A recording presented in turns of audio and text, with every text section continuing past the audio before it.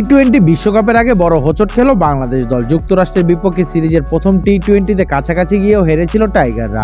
একই ভুল করেছে দ্বিতীয় ম্যাচেও। গতকাল 6 রানের ব্যবধানে হারে নাজমুল হোসেন শান্তর দল।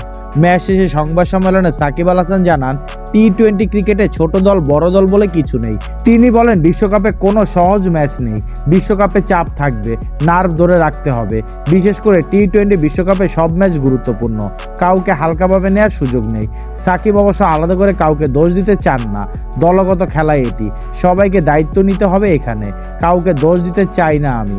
টি-20তে আসলে আপনাকে সবকিছুতে ভালো করতে হবে সব দলের সাথে। এখানে ছোট দল বড় দল নেই। গত 2 ম্যাচে এটাই প্রমাণ হয়েছে ইউএস এর পারফরমেন্সে। সাকিবের মধ্যে টি-20তে সব দলই সমান। আমি ওয়েস্ট ইন্ডিজ ও নেপালের খেলা দেখেছি, তারা ভালো খেলছে। আয়ারল্যান্ড স্কটল্যান্ড ভালো খেলছে। আয়ারল্যান্ডের কাছে হেরে গেছে পাকিস্তান। টি-20তে খেলা যে কারো হতে পারে। নির্দিষ্ট দিনে যে ভালো করবে সে জিতবে। এখানে কোনো কিছু হালকাভাবে নেওয়ার সুযোগ নেই। 1 থেকে 2 ওভারেই খেলা ঘুরে যায়। এখানে সব সময় এখানে চ্যালেঞ্জ মোকাবেলা করতে হবে আপনাকে।